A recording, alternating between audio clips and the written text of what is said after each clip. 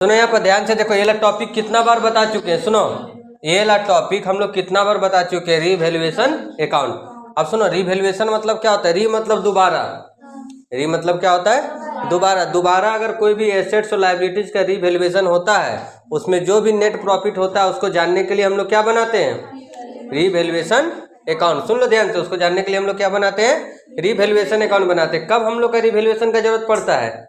Admission में, change in ratio में, retirement में, डेथ में, इस सब में हम लोग को क्या जरूरत पड़ता है? रीवैल्यूएशन अकाउंट का। नॉमिनल अकाउंट है, याद रखना। रीवैल्यूएशन अकाउंट क्या है?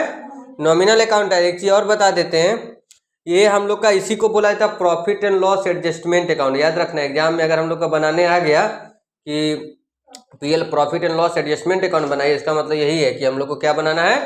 Revaluation account. तो देखो, सबसे पहले समझो, यहाँ पर सबसे पहले तो जान ही रहा है, हम लोग ले लिए कॉमर्स, तो एक चीज स्केल का जरूरत पड़ेगा।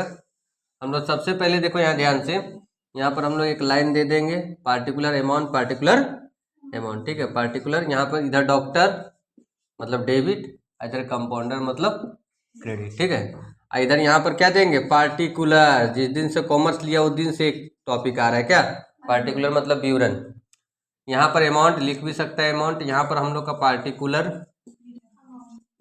ठीक है, पार्टिकुलर्स और अमाउंट। देखो, जितना तरह का लॉस होगा, याद रखना, जितना तरह का लॉस होगा 2 में जाएगा, और जितना तरह का प्रॉफिट होगा वो बाय में जाएगा। एकदम फिक्स है ये, ठीक है। जितना तरह का लॉस होगा वो 2 में, जितना तरह का प्रॉफिट होगा वो बाय में।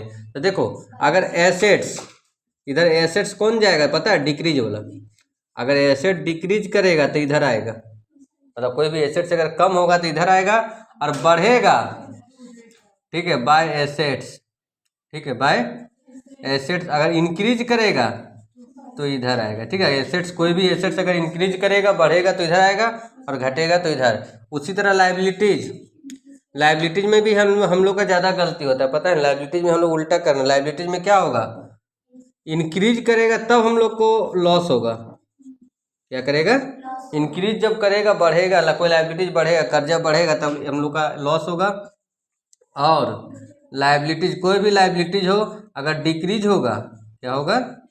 डिक्रीज मतलब कम होना, ठीक है, तो हम लोग का आएगा। तो ये हम लोग का समझ गया कि एसेट्स अगर बढ़ेगा तो प्रॉफिट, घटेगा तो लॉस। लायबिलिटीज बढ़ेगा तब लॉस, और घटेगा तो प्रॉफिट, ठीक है। इसलिए तुम लोग कभी कभी पूछते हैं क्रेडिटर पेमेंट नहीं करना है तो बताओ प्रॉफिट होगा कि लॉस होगा, ठीक है। इसलिए कभी कभी पूछते, तो क्रेडिटर हम लोग के लिए क्या हो गया?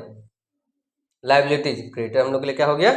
लायबिलिटीज। लायबिलिटीज हो गया, इसीलिए हम लोग के लिए क्या हो गया? प्रॉफिट हो गया, क्योंकि हम लोग क्रेडिटर पेमेंट नहीं करना है। कभी कभी ऐसा लिख देता है कि क्रेडिटर 2000 मोर पेड, मतलब ज़्यादा पेड करना है, तब फिर हम लोग का इधर क्रेडिटर आ जाएगा, ठीक है।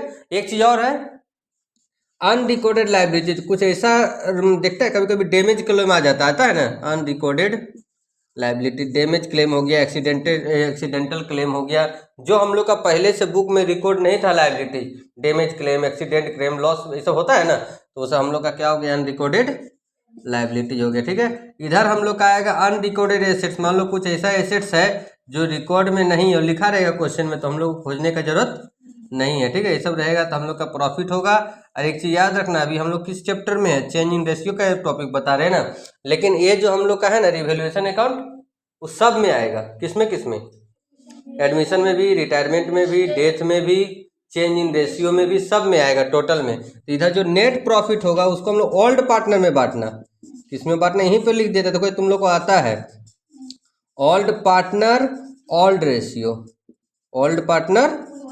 तो ऑब्जेक्टिव भी हम लोग का आ गया। इससे एक चीज तुम लोग और बता देते हैं, इससे कितना सारा ऑब्जेक्टिव आता है बताते हैं। देखो, तुम लोग ऑब्जेक्टिव अगर एग्जाम में आता है, decrease in assets revaluation account में किधर जाएगा? लॉस होगा, प्रॉफिट होगा, बहुत तरह से तोड़ तोड़ के पूछ सकता है। रिवैल्यूएशन जो प्रॉफिट होता है उसको किस रेशियो में बांटा जाता है? तो ओल्ड रेशियो में।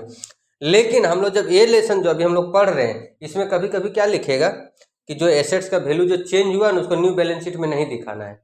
सुन लो ध्यान से, ये ला बात को पकड़ के रखना है, ये 1-2 क्वेश्चन में रहेगा कि जो हम लोग का एसेट्स का वैल्यू जो चेंज हो रहा है ना, उसका जो एसेट्स का वैल्यू जो चेंज हो रहा है उसको न्यू बैलेंस शीट में नहीं दिखाना। इस सिर्फ यही लेसन में जरूरत पड़ेगा, चेंज इन रेशियो में, बाकी कहीं जरूरत नहीं पड़ेगा। तब हम लोग उस कंडीशन में क्या करते हैं, हम लोग का जो नेट लॉस और नेट जो प्रॉफिट होता है ना, उसको किस रेशियो में बांट देते हैं?